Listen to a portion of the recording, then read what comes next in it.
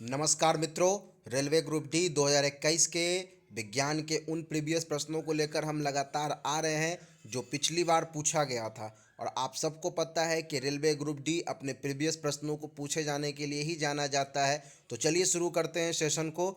पहला सवाल है अपना कि निम्नलिखित में कौन सा पानी के साथ कैल्शियम की अभिक्रिया के लिए सही नहीं है।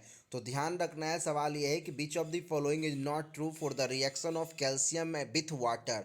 तो पहला ऑप्शन कह रहा है the reaction is less violent. सही बात है, अगर कैल्शियम को आप पानी के साथ रिएक्शन करवाते हो तो अभिक्रिया की तीव्रता कम होती है। ये बिल्कुल ही गलत स्टेटमेंट है, क्योंकि जब कैल्शियम वाटर के साथ रिएक्शन करता है ये तो बहुत जल्दी रिएक्शन करता है और CaO बनाता है। तो ये बिल्कुल ही गलत स्टेटमेंट है और ये कह भी रहा था कि कौन सही नहीं है। तो पहला ही स्टेटमेंट सही नहीं है। इस प्रश्न को ध्यान से पढ़ना है और ध्यान से ही जवाब देना है।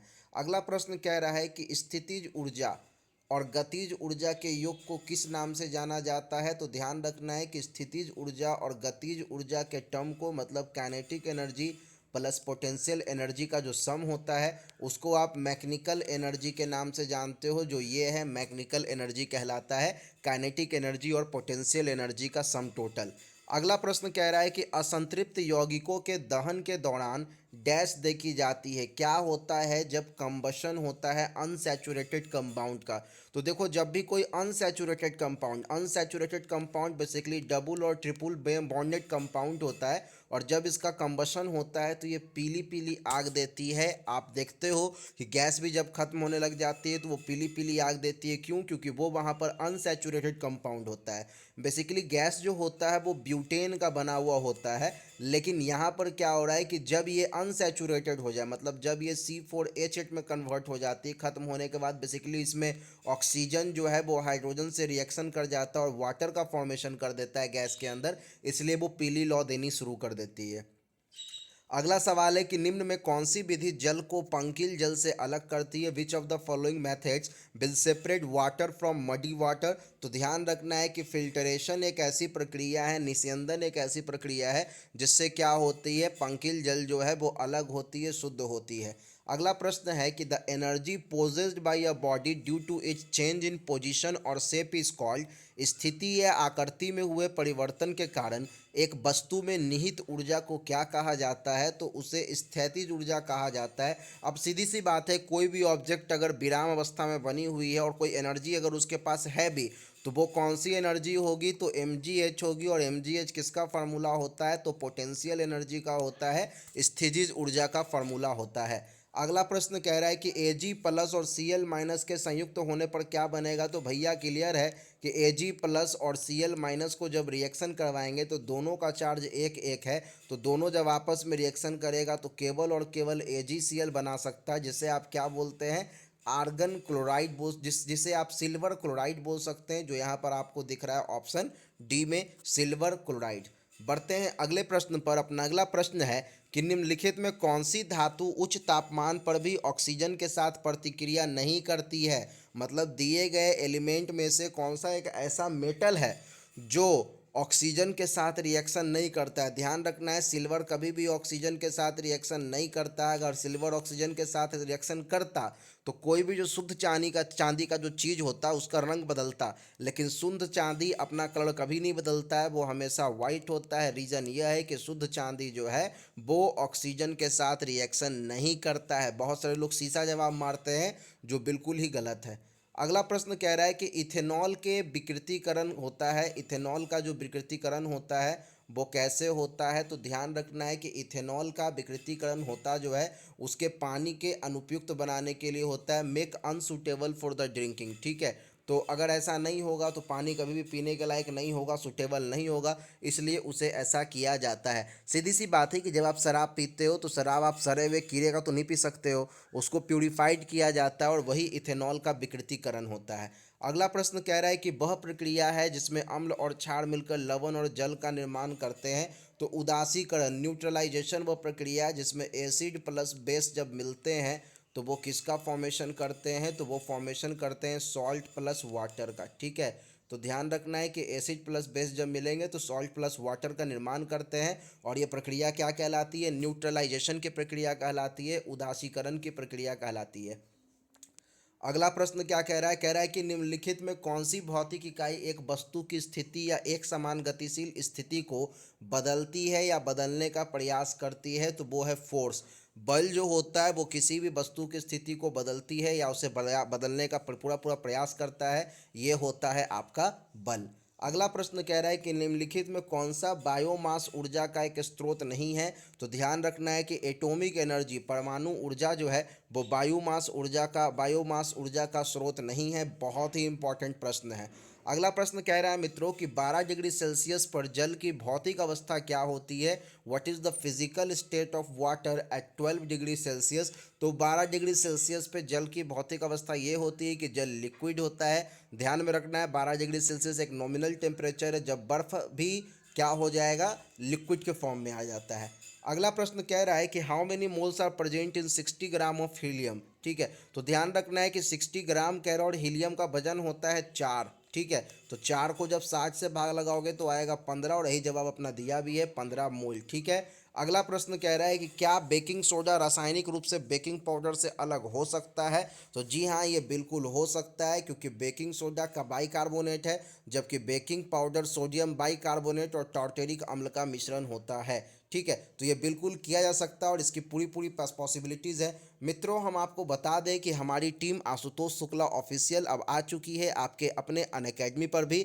हम लोग यूट्यूब पे तो क्लासेस ले ही रहे हैं, साथ ही साथ आपके रेलवे ग्रुप डी के सपनों को साकार करने के लिए हमारे तरफ से अनिल नारवारिया सर अभी अनअकैडमी पर क्लासेस ले रहे हैं, जिसमें आपको मिलता है free special classes for all the railway group D aspirants. तो आइए आप भी हमारे क्लास के साथ लाइव हो जाइए, और अगर क्लास के ड्यूरेशन के बाद आपको लगता है कि कोई और भी कोर्स परचेज करना चाहिए या टेस्ट सीरीज ज्वाइन करना चाहिए, तो आप हमारे कोड AS2021, मैं लिख भी देता हूँ, AS2021 को आप अनअकैडमी के स्पेशल वाउचर सेक्शन में लगाएं। इसके बाद आपको मिलता है आपके पढ़ाई में 10% की छूट। चलिए हम आपको बता दें अपनी क्लासेस की ड्यूरेशन और टेन्यूर क्या है। हमारी जो पहली क्लास होती है नरवारिया सर की, वो पहली क्लास होती है जनरल साइंस की, जो मॉक टेस्ट होता है, मतलब रेलवे ग्रुप डी का मॉक टेस्ट होता है, प्रीवियस ईयर क्वेश्चन का मॉक टेस्ट होता है, जिसकी समय होती है 5 बजे शाम में, मतलब ये 5 बजे होती है। दूसरी क्लास अपनी मैथ की लाइव मॉक टेस्ट होती है, जो कि 7 बजे होती है, ये भी ग्रुप डी का प्रीवियस ईयर होता है। अपनी तीसरी क्लास रीजनिंग की लाइव मॉक टेस्ट होती है, जिसका समय 9 बजे का होता है। और अपनी चौथी क्लासेस जो होती है वो static GK live GK mock test होता है, जो कि 10 बजे होता है। मित्रों, नरवारिया सर बहुत ही एक्सपीरियंस फैकल्टी है, 9 साल का इनके पास अनुभव है। तो आज ही आप हमारे अनअकैडमी के लाइव सेशन से जुड़िए और लाभ उठाइए, अपने एग्ज़ाम को क्लियर करने का पूरा पूरा अपना मौका दीजिए, समय दीजिए और पास कीजिए। और अगर लगता है कि टेस्ट सीरीज या किसी और कोर्स को परचेज करना है अनअकैडमी से, तो हमारे इस कोड को अप्लाई कीजिए और 10% तक का डिस्काउंट भी पाइए। चलिए बढ़ते हैं अपने अगले प्रश्न पर। अपना अगला प्रश्न है कि धात्विक ऑक्साइड की प्रकृति क्षारीय होती है, अर्थात वे अम्ल से प्रतिक्रिया करके लवण और जल का निर्माण करते हैं। जी बिल्कुल सही बात है।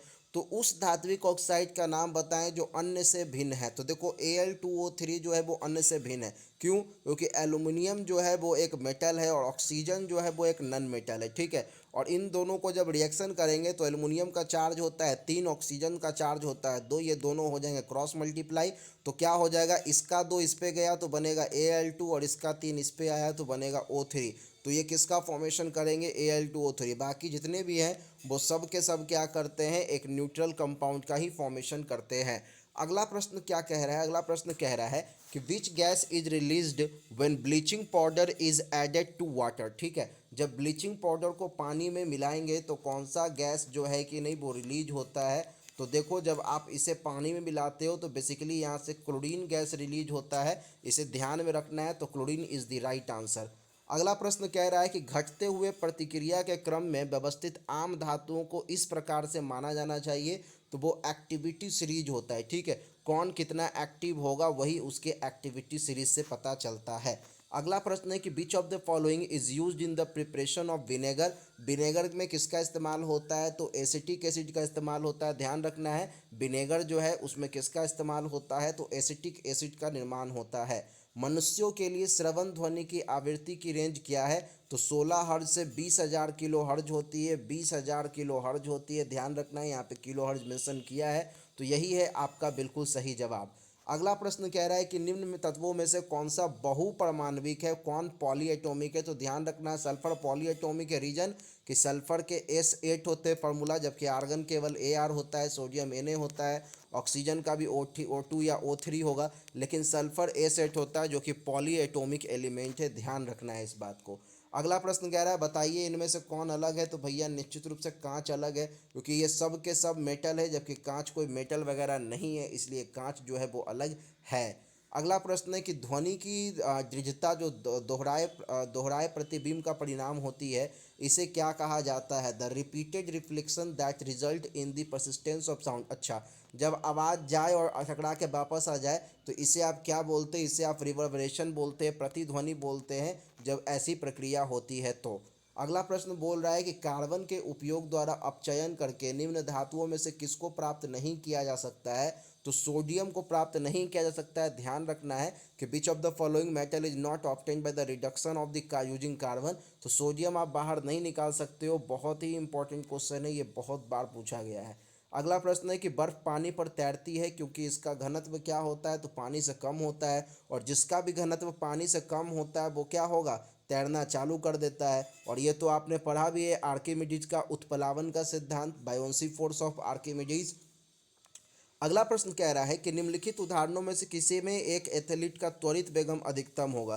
तो याद रखना है कि जब भी कोई वृत्ताकार पाथ पे दौड़ता रहेगा तो उसे क्या होता है कि स्पेशल मोशन मिलता रहता है। देखो, यहाँ पर आने के बाद, यहाँ पे आने के बाद, जहाँ भी टर्निंग होगा वहाँ पे उसके पास एक स्पेशल मोशन आ जाता है। तो इसलिए वृत्ताकार पथ पे क्या होता है, किसी भी एथलीट की जो गति होती है वो हमेशा बढ़ जाती है। अगला प्रश्न कह रहा है कि जब सोडियम क्लोराइड के पानी में बने घोल के मध्य से बिजली पारित होती है तो कौन सा उत्पाद बनेगा। तो बेसिकली सोडियम हाइड्रोक्साइड बनेगा। आप देख लो कि जब आप NaCl को H2O से रिएक्शन करवाओगे तो HCl के साथ जाकर HCl बना देगा, और NaOH के साथ रिएक्शन करके NaOH बना देता है, जो है अपना बिल्कुल ही सही जवाब।